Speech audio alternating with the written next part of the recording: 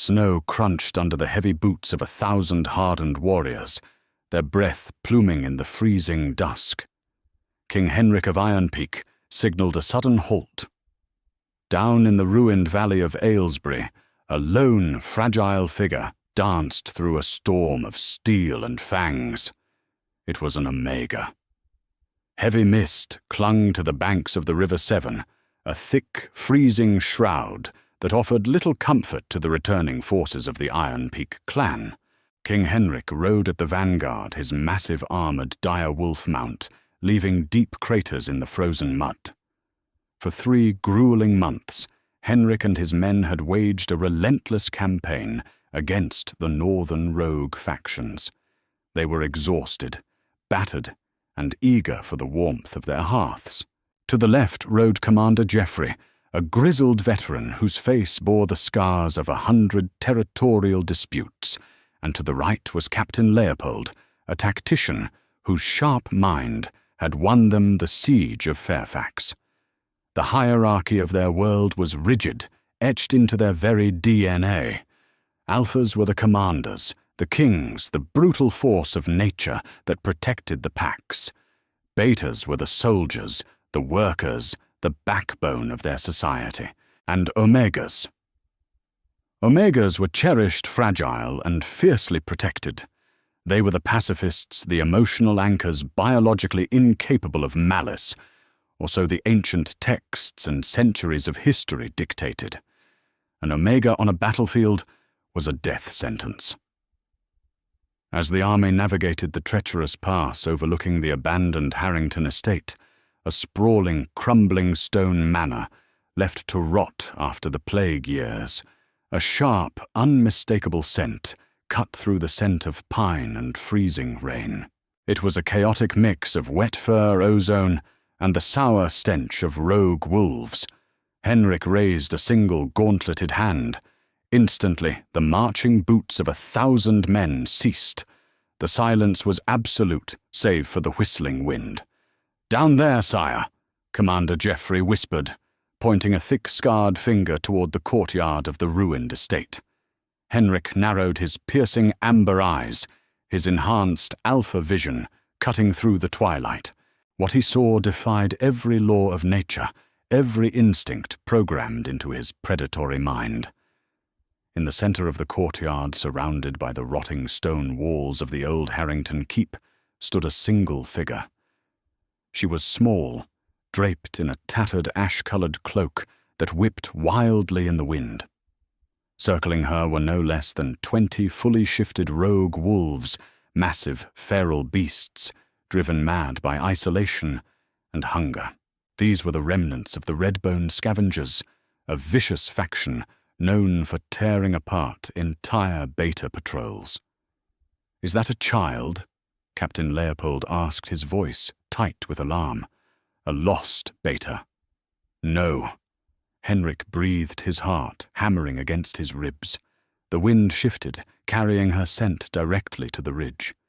It was sweet like rain-washed lavender and crushed vanilla, but beneath it lay a terrifying edge of sheer, unadulterated adrenaline. Mother of the Moon. She is an Omega. A murmur of disbelief rippled through the front ranks of the Alpha army. An Omega alone. Surrounded by 20 monstrous rogues, it was a massacre waiting to happen. Geoffrey reached for his broadsword, preparing to sound the charge to save the helpless creature, but Henrik clamped a hand on his commander's arm. "Wait!" The king commanded, his voice barely above a whisper. "Look!" Down in the courtyard, the first rogue lunged, a massive beast of matted grey fur, its jaws snapping toward the Omega's throat. Henrik expected to see her cower to bare her neck in submission, as her biology demanded. Instead, the Omega moved. She didn't possess the brute strength of an alpha, nor the sturdy resilience of a beta. What she possessed was something Henrik had never seen in his 30 years of warfare, absolute, fluid perfection. She dropped to her knees, sliding under the massive wolf's leaping trajectory. As she slid, Silver flashed in her hands, twin curved daggers.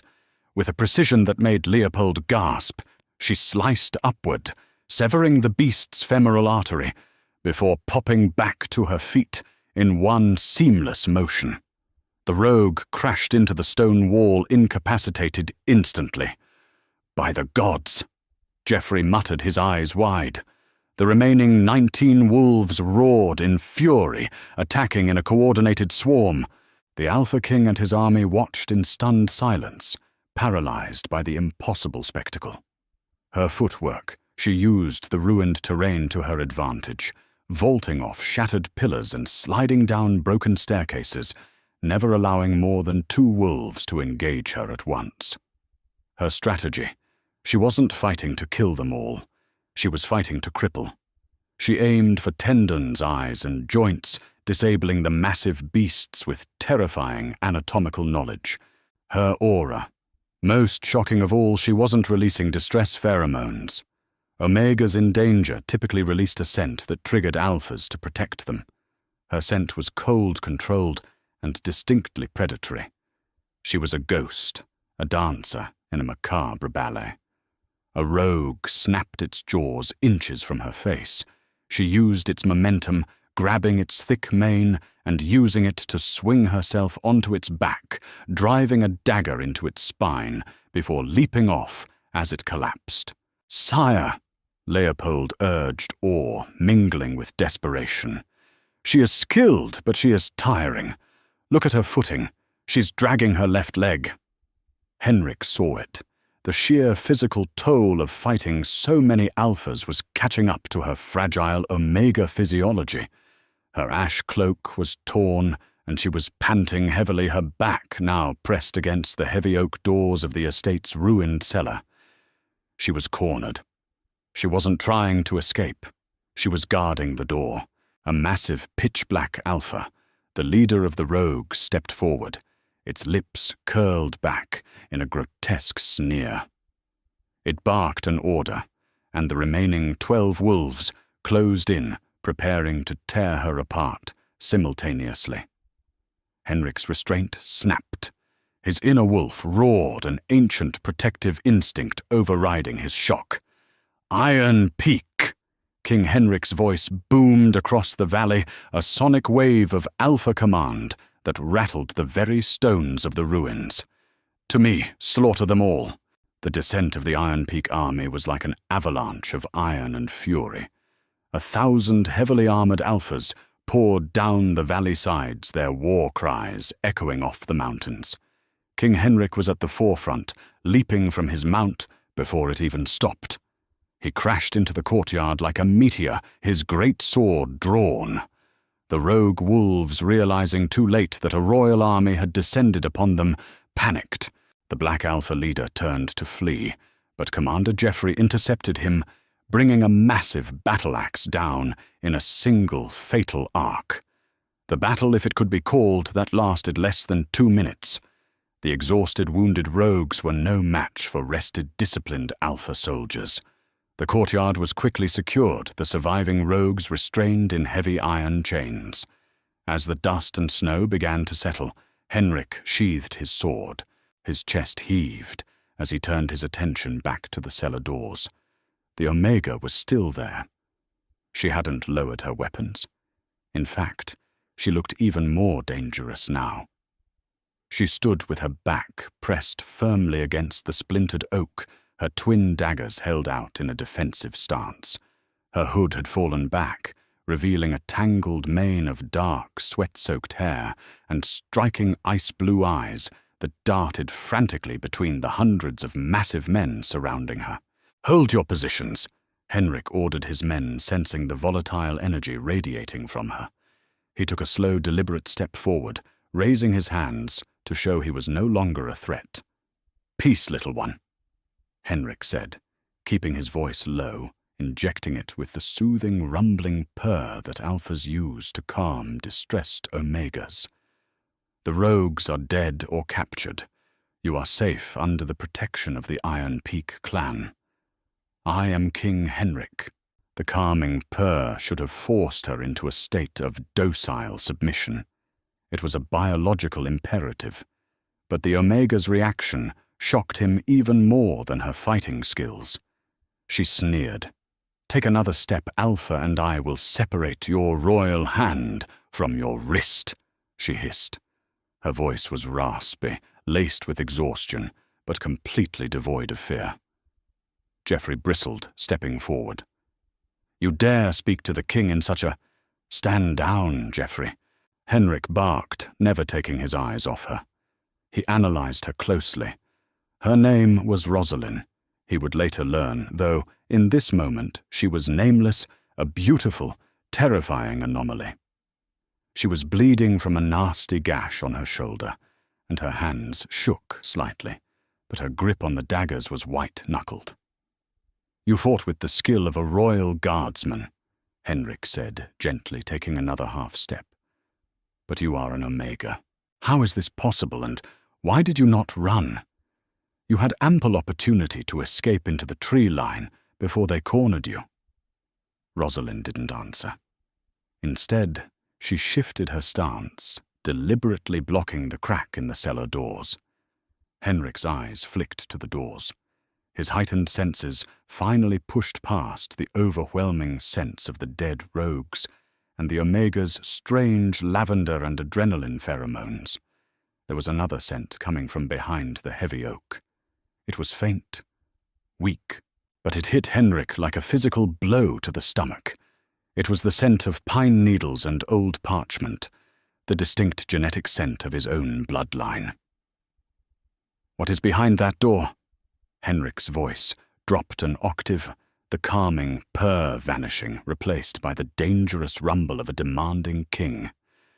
"Nothing that belongs to you," Rosalind spat, coughing slightly as the exertion caught up to her. "Move aside," Henrik commanded. He didn't want to hurt her, but the scent was driving his inner wolf frantic. It couldn't be. It was impossible. When she didn't move, Henrik lunged forward, moving with a speed that defied his massive size. He didn't draw a weapon. He simply reached out, grabbing her wrists with one massive hand, pinning her daggers away from him. With his other hand, he grabbed her by the waist and hoisted her out of the way. She fought like a wildcat, kicking and snarling her teeth, sinking into his armored gauntlet. "Geoffrey, hold her gently," Henrik ordered, passing the struggling Omega to his towering commander. Geoffrey wrapped his massive arms around her, immobilizing her without crushing her fragile bones. "Let me go. Don't you touch him. I'll kill you all," Rosalind screamed, her icy eyes filling with tears of desperate fury. Henrik kicked the rotting oak doors inward. They splintered and crashed down the stone stairs into the dark cellar. He grabbed a torch from a nearby soldier and descended into the gloom. The cellar was cold, lined with empty wine racks and broken crates. In the far corner, huddled beneath a pile of mouldy tapestries and expensive though torn velvet cloaks, was a small figure. Henrik approached, slowly dropping to his knees. He pulled back the tapestry. Lying there was a young boy, no older than 7. He was pale, shivering, and clutching a rusted iron short sword that was far too heavy for him. He was an alpha child, though malnourished and weak, but it wasn't his condition that made the mighty King Henrik drop his torch. It was the boy's face, and the birthmark shaped like a crescent moon on his left temple. "Arthur," Henrik whispered, his voice cracking. Arthur was his nephew, the son of his late brother, Lord Reginald, who governed the Southern Territories. 3 years ago, the Aylesbury Manor had been burned to the ground in a devastating raid by a coalition of rogue packs. The royal family had found the bodies of Reginald and his wife, but Arthur's body was never recovered. The boy had been presumed dead, burned in the ash of the estate. Yet here he was, alive.